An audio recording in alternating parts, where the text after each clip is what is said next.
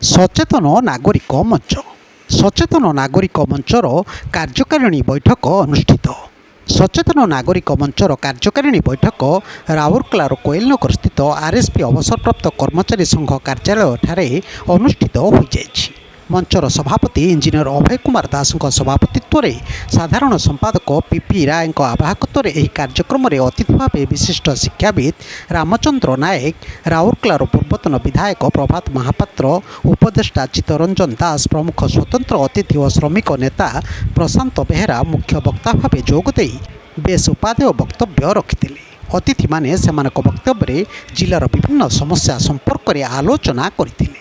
ଆଲୋଚନାଗୁଡ଼ିକ ମଧ୍ୟରେ ଭୂମିହୀନ 26,000 ଏକର ଇସ୍ପାତ କାରଖାନା ପାଇଁ ଜମି ଦାନ କରିଥିବା ସ୍ଥାନୀୟ ଜନସାଧାରଣଙ୍କ ସ୍ଥାୟୀ ସମାଧାନ, ଇସ୍ପାତ କାରଖାନାର ସମ୍ପ୍ରସାରଣ କାର୍ଯ୍ୟକ୍ରମକୁ ଶୀଘ୍ର ସମ୍ପନ୍ନ କରିବା, ବିମାନ ବନ୍ଦର ସମ୍ପ୍ରସାରଣ କେନ୍ଦ୍ର ବେସାମରିକ ବିଭାଗକୁ ହସ୍ତାନ୍ତର କରିବା, ବହୁ ପ୍ରତୀକ୍ଷିତ ତାଳଚେର ବିମଳାଗଡ଼ ରେଳପଥ ଯାହା ଦୀର୍ଘ 60 ବର୍ଷ ତଳର ଦାବି ତାକୁ ପୂର୍ଣ୍ଣାଙ୍ଗ କରିବା, ରାଉରକେଲା, ଯାଜପୁର ଓ କେନ୍ଦୁଝରକୁ ନେଇ ରେଳ ଡିଭିଜନ ପ୍ରତିଷ୍ଠା, ସୁନ୍ଦରଗଡ଼ଠାରେ ଆଦିବାସୀ ଆବାସିକ ମହାବିଦ୍ୟାଳୟ ପ୍ରତିଷ୍ଠା, ବୀରମିତ୍ରପୁରଠାରେ କୃଷି ମହାବିଦ୍ୟାଳୟ, ରାଉରକେଲା ସ୍ୱୟଂଶାସିତ ମହାବିଦ୍ୟାଳୟକୁ ଏକ ବିଶ୍ୱବିଦ୍ୟାଳୟ କରାଯିବା, ରାଉରକେଲା ସରକାରୀ ଡାକ୍ତରଖାନାକୁ ମେଡ଼ିକାଲ କଲେଜ କରିବା, ସମ୍ବଲପୁର, ରାଉରକେଲା ଓ କେନ୍ଦୁଝର ଜିଲ୍ଲା ଶ୍ରମିକ ବହୁଳ ଅଞ୍ଚଳ ହୋଇଥିବାରୁ ରାଉରକେଲାଠାରେ ଏକ ଇଏସ୍ଆଇସି ହସ୍ପିଟାଲ କରିବା, କେନ୍ଦୁଝର ସାନଘାଗରା, ବଡ଼ଘାଗରା, ବଣେଇ, ଖଣ୍ଡାଧାର, ରାଉରକେଲା ବେଦବ୍ୟାସଠାରୁ ବଲାଙ୍ଗୀର ହରିଶଙ୍କର ପର୍ଯ୍ୟନ୍ତ ଏକ ପର୍ଯ୍ୟଟନ କରିଡର କରିବା,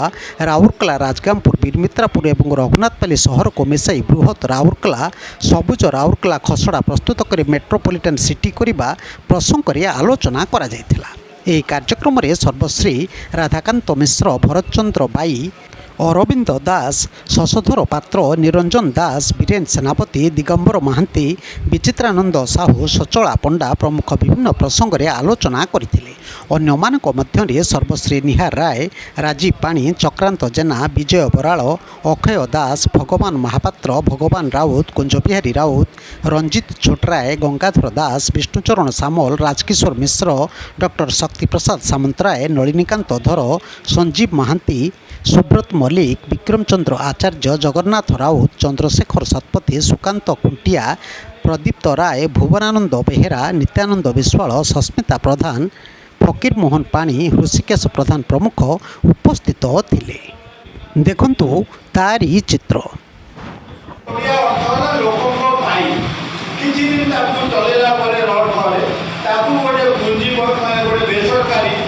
ବ୍ୟବସାୟ କରୁଥିବା ସଂସ୍ଥା ଆପଣଙ୍କୁ ବିକି ଦିଆ। ଏଇଟା ବୋଧେ ଭାରତ ବର୍ଷରେ କୋଉଠି ହେଇନି। ଯେଉଁ ଶ୍ରମିକଟି କିଏ ଉପରେ ଚଢ଼ିକି ସେତିକି ଉଚ୍ଚାରେ ଇଟା ଜଳୁଥିଲା କି ରଙ୍ଗ ଜଳୁଥିଲା, ସେ ତା ସ୍ତ୍ରୀକି ବି କହିଥିବ ଯେ ଏଇ ହସ୍ପିଟାଲଟା ମୁଁ ତିଆରି କରିଥିଲି, କିନ୍ତୁ ସେ ତା ଭିତରକୁ ପଶି ପାରିବନି, କାରଣ ସେତିକି ଟଙ୍କା ତା ପାଖରେ ଥିଲେ ତ, ସେ ତ ଗୋଟେ ଦିନ ମଜୁରିଆ। ସେଟା ଗୋଟେ ହେଲା ରାଉରକେଲାବାସୀଙ୍କୁ ମାନେ ବିରାଟ ବଡ଼ ଧୋକା।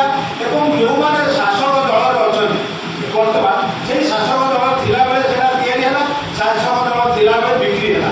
ସେ ଶାସକ ଦଳମାନଙ୍କୁ ଅନୁରୋଧ ଯେ ଆପଣ ଯେଉଁ ଦଳରେ ଅଛନ୍ତି ଠିକ୍ ଅଛି, କିଛି ଅସୁବିଧା ନାହିଁ, ବିଭିନ୍ନ ଲୋକ ବିଭିନ୍ନ ଦଳରେ, କିନ୍ତୁ ରାଉରକେଲାର ସ୍ୱାର୍ଥ, ଜନସାଧାରଣଙ୍କ ସ୍ୱାର୍ଥ, ଜନସାଧାରଣଙ୍କ ପଇସାରେ ହେଇଥିବା ଡାକ୍ତରଖାନା, ଏଇଟା ଜନସାଧାରଣ ପାଇଁ ଧରାଯାଉ। ବ୍ୟୁରୋ ନ୍ୟୁଜ୍ ଓଡ଼ିଶା କଥା। ଓଡ଼ିଶା କଥା ୟୁଟ୍ୟୁବ୍ ଚ୍ୟାନେଲଟିକୁ ଆପଣମାନେ ଦେଖୁଛନ୍ତି, ମତାମତ ଦିଅନ୍ତୁ, ଲାଇକ୍ କରନ୍ତୁ, ସବସ୍କ୍ରାଇବ୍ କରନ୍ତୁ ଓ ସେୟାର ମଧ୍ୟ କରନ୍ତୁ।